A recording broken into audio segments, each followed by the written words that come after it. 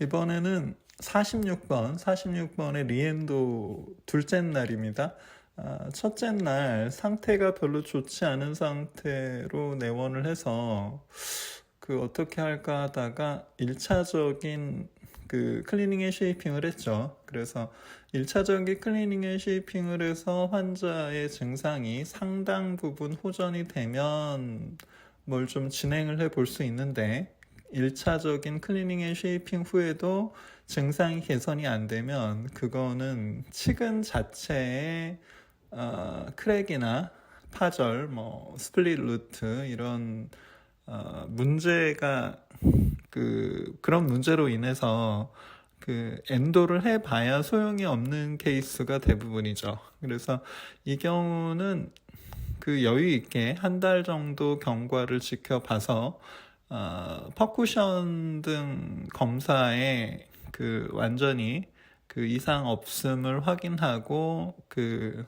두 번째 치료를 진행을 하는 겁니다. 그래서 이렇게 첫째 날 첫 번째 클리닝 앤 쉐이핑을 했다 해서 근관 내부가 완전히 깨끗하다는 거는 착각이죠.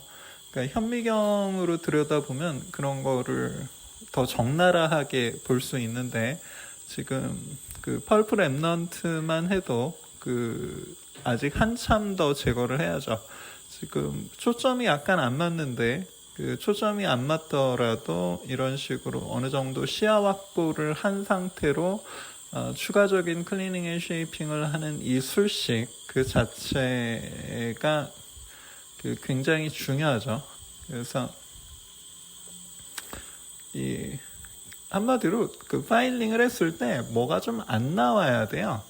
뭐가 좀 덜 나와야 됩니다. 적어도 그 정도 수준의 클리닝 앤 쉐이핑을 해주고 그 다음에 이제 우리가 결과를 팔로우업을 해봐야죠. 그래서 지금 그래도 좀 많이 깨끗해졌죠. 제가 나이트아이 파일 중에 가장 선호하는 파일은 옛날 파일이죠. 프로테이퍼 유니버설의 S1과 S2예요. S1은 길을 찾아 들어가는 능력이 좋고 S2는 길을 옆으로 좀 넓히면서 코로널과 미들 주로 코로널과 미들의 랩넌트를 추가적으로 제거하는 이런 역할이죠. 그래서 근데 그게 에이피컬 프리퍼레이션도 당연히 중요하고 S2가 그런데 역할을 하기도 하지만 우리는 그것보다도 기본적으로 너무 놓치는 공간이 많아요. 그러니까 코로널과 미들 3분의 1에 놓치는 공간, 그러니까 한마디로 랩넌트들을 제대로 긁어주지 못하고 놓치는 그런 공간, 면적이 되게 많습니다. 그래서 지금 계속적으로 그러니까 파일링이라는 게 20, 25, 30, 35 이렇게 넓혀서 더 큰 파일을 썼다고 해서 그게 잘 깨끗하게 온전히 깨끗한 공간이 되는 게 아니에요. 그러니까 마치 우리가 칫솔을 키운다고 해서 더 잘 닦이는 게 아니잖아요. 칫솔을 가지고 이제 얼마나 구석구석 훑어주느냐가 중요한 거 아닙니까? 그러니까 우리가 파일링을 할 때는 이런 서컴퍼런셜한 파일링을 떠나서 어떤 옆에 어떤 공간이 좀 지저분하다 그러면 그런 공간을 향해서 어떤 타겟팅을 해야 돼요. 그래서 지금 저도 그렇게 완벽하게는 못하고 그냥 하는 만큼만 하려고 합니다. 그래서 옆치과보다 못하지 않는 게 현실적인 목표죠. 그래서 지금 실러를 넣고 거터퍼처를 최대한 많이 넣어줍니다. 저는. 그래서 디스탈 캐널이 단순히 하나 두 개가 아니라 굉장히 아주 여러 개의 패스웨이를 가지고 있다는 거를 파일링을 하다 보면 느끼게 돼요.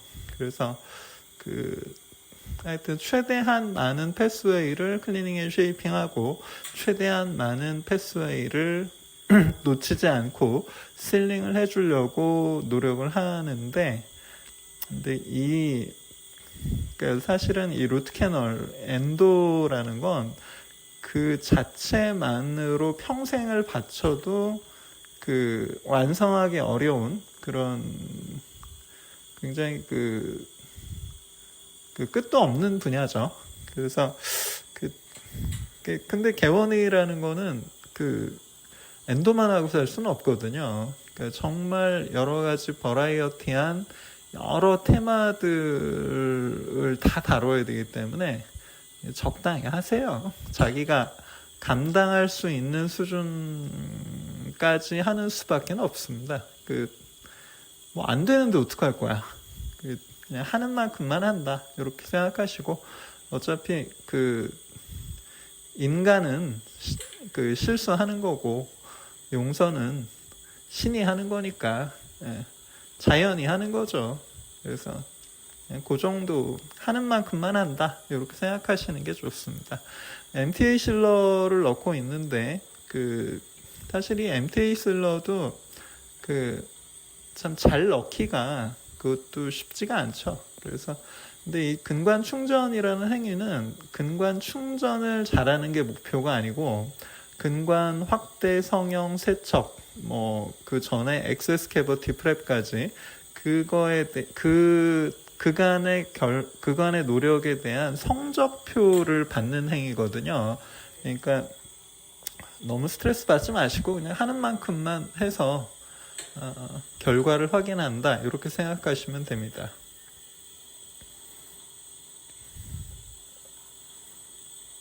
현미경을 꼭 써야 되느냐? 하다 보면 현미경을 쓰는 게 가성비가 더 좋긴 하죠. 어차피 노력을 들일 거면 그 결과를 같은 노력으로 더 좋은 결과를 얻어야 되지 않습니까? 그래서 근데 그런 걸 하기에 현미경이 되게 효과적인 기구이긴 해요. 효과적인 장비이기는 합니다.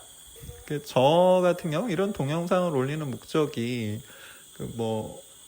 엄청난 대단한 노하우를 전수하고 뭐 이런 게 아니고 그냥 저의 부족한 부분을 메꾸는 게 제일 커요. 저도 이런 다큐멘테이션을 하면서 제가 부족했던 부분이 점점 더 보완되는 걸 느낍니다. 마치 레지던트가 여러 케이스 증례를 접하고 경험하고 리뷰하고 발표하면서 실력이 느는 것처럼. 그래서 그냥 가끔 심심할 때 이런 걸 하는 거죠. 캐비톤으로 임시로 메어놨던 부분을 날려주고 있죠. 의식도 제거하고 의심스러운 수복물도 제거하고 이런 과정에서 이 러버댐이 너무 실링이 돼 있으면 물이 너무 많이 튀죠. 그래서 저는 약간 러버댐의 완벽한 실링보다는 필요에 따라서는 약간 드레인을 허용한다. 그래서 이렇게 약간 빠져나갈 구멍이 있으면 시야 확보가 좋고 환자도 고생을 좀 덜하죠. 그러니까 저는 절대적인 명제는 없다고 생각하는 편이거든요. 그래서 약간 상대주의 쪽이라서 적당히 하려고 노력합니다. 우리가 어떤 툴과 골을 헷갈리면 안 돼요. 그러니까 툴은 툴이고 골은 골이거든요. 그러니까 목표는 환자가 치료도 받을 만하고 치료 후의 결과도 좋고 뭐 이런 게 목표죠. 근데 툴은 러버댐을 쓴다거나 나이트아이를 쓴다거나 현미경을 쓴다거나 그런 게 툴이죠. 그래서 툴은 어떤 골 앞에서는 언제든지 취해질 수도 있고 버려질 수도 있는 그런 거라고 생각합니다.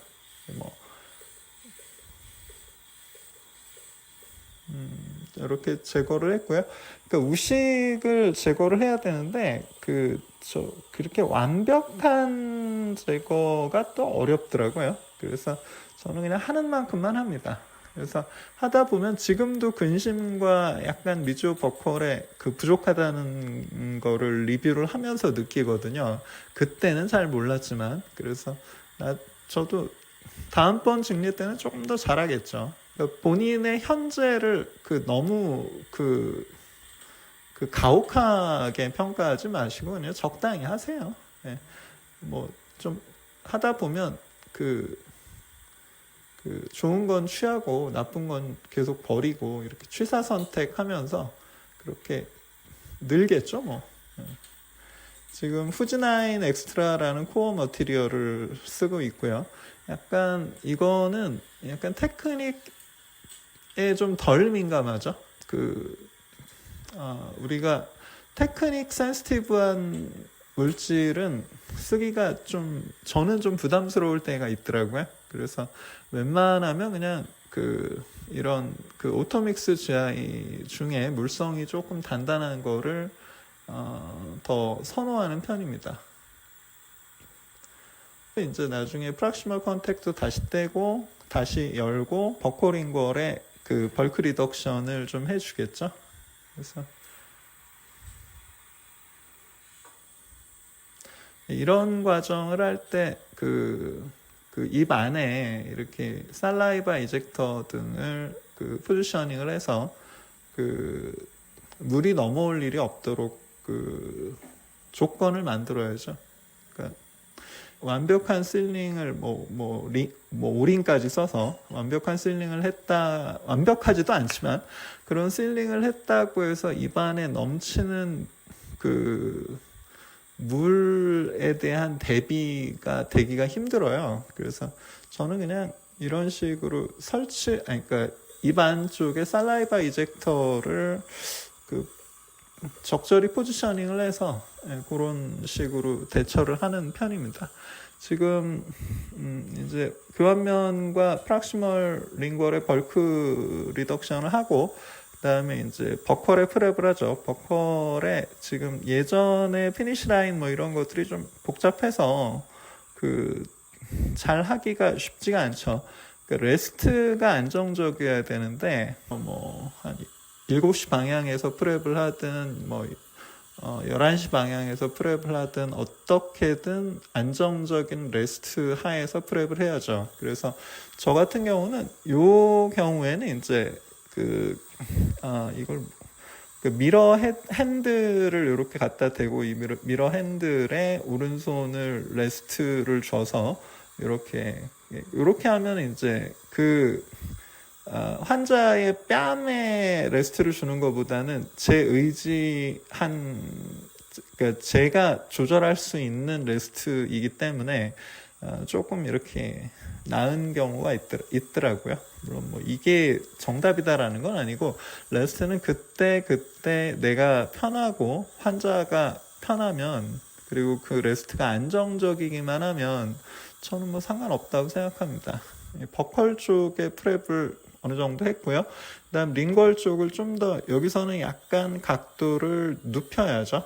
그래서 좀 더 테이퍼하게 해서 언더컷을 줄여야겠죠. 그래서 근데 저도 이런 게 잘 안 되더라고요. 지금 계속 해봐도 할 때마다 내가 왜 이런 언더컷을 만들었지? 이런 생각이 들 때가 있어서 그냥 그때 그냥 수습하고 사는 거죠. 안 되는 걸 어떻게 하겠습니까? 누구처럼 이렇게 신의 손을 가지고 그러면 좋겠지만 아닌 걸 어떻게 해요? 그래서 하는 대로 하는 거지. 그래서 지금 초점도 약간 빗나가고 이랬는데 약간 빗나가도 그런 대로 임상에서 써먹을 수가 있죠. 그래서 초점도 너무 이렇게 완벽한 초점을 고집하지는 마세요.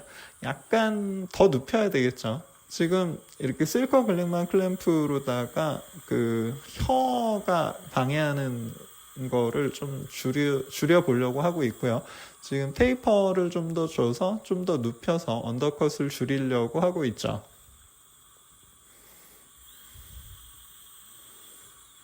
약간 이런 걸 할 때 지금 여기서는 안 보이지만 핸드피스 헤드를 왼손으로 살짝 잡아주죠. 그래서 어쨌든 안정적이면 되는 거예요. 그래서 이 정도면은 이제 언더컷이 얼추 줄긴 했는데 그래도 조금 더 약간 조절을 해주더라고요. 제가 동영상을 리뷰를 해보니까 이런 과정을 미러 워크를 통해서 이렇게 하면 좀 더 노하우가 축적이 돼요. 그때 보는 느낌에 따라서 그냥저냥 어떻게 수습을 하려고 하는 것보다 이렇게 미러 뷰로 하게 되면 프랩이 점점 더 이렇게 학습 효과가 생기더라고요. 그래서 저는 미러 뷰로 하는 게 맞다고 생각합니다. 예. 실력이 계속 늘어요. 이게 이 미러 뷰가 아니라 다이렉트 뷰는 프랩을 할 때마다 눈이라는 게 그게 주로 보는 주안시라고 그러죠. 주안시. 주로 보는 눈과 보조적인 오그질리어리 눈이 있는데 눈이 어떻게 작용하느냐에 따라서 그때 내가 왜 이렇게 프랩을 했지? 이러면서 후회할 만한 프랩을 하는 경우가 꽤 있죠. 그래서 그런 거를 줄이는 게 이제 미러워크죠. 미러워크로 현미경으로 미러워크로 충분한 거리를 두고 프랩을 하면 이런 그때 속던 그런 속는 상황을 좀 줄일 수가 있죠. 그래서 지금 디스토 링궐 쪽의 언더컷을 좀 더 언더컷의 확률을 좀 줄여줬고요. 그리고 미지오 링궐 쪽도 조금 더 프랩을 하고 근심 쪽을 보면 이거 약간 연화 상아질, 그러니까 뭔가 남아있는 우식이 깔끔하게 제거된 상태가 아니죠. 그래서 이런 건전 치질의 피니시 라인을 두겠다는 소박한 목표조차도 사실은 언제나 우리가 달성하는 게 아니라는 거죠. 놓치기 십상이라는 거죠. 그래서 그런 거를 수습을 하려고 지금 이렇게 이거를 현미경으로 다이렉트 뷰로 해결하려면 이게 자세 잡는 게 매번 어렵죠. 근데 이렇게 미러워크로 하게 되면 한정된 몇 개의 포지션에서 미러를 조금씩 틀기만 하면은 이 자세가 나오니까, 그래서 이렇게 해서 지금 연화 상아질, 그러니까 어느 정도 숨어 있는 우식을 지금 정리를 하고 있죠. 피니시 라인을 건전 치질에 두려고 하고 있습니다.